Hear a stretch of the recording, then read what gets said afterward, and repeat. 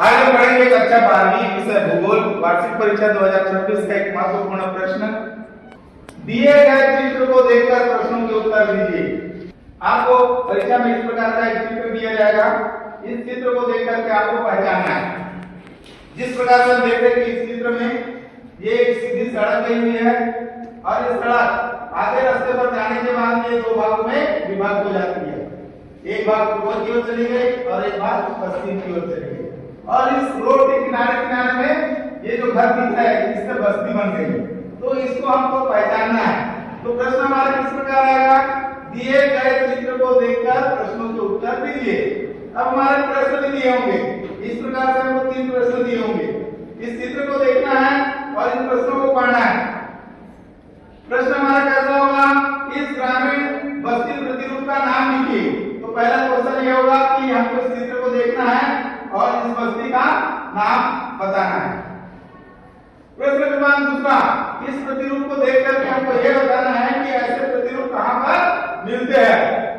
फिर प्रश्न क्रमांक 3, ये जो चित्र दिया गया है इस ग्रामीण बस्ती प्रतिरूप का चित्र की क्या विशेषता है।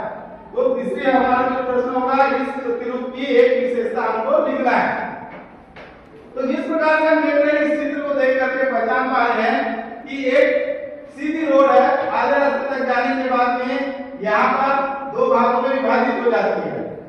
एक पूर्व की ओर चली गई और एक पश्चिम की ओर चली गई और बीच में एक बस्ती का निर्माण हो जाता है। तो पहला हमारा हो जाएगा, इस आकृति को देखने से हमको पता ही चल रहा है कि यहाँ पर जो आकृति बनी है किस प्रकार की आकृति, त्रिभुज के आकार की आकृति है। इसलिए इस बस्ती का नाम होगा त्रिभुजाकार प्रतिरूप।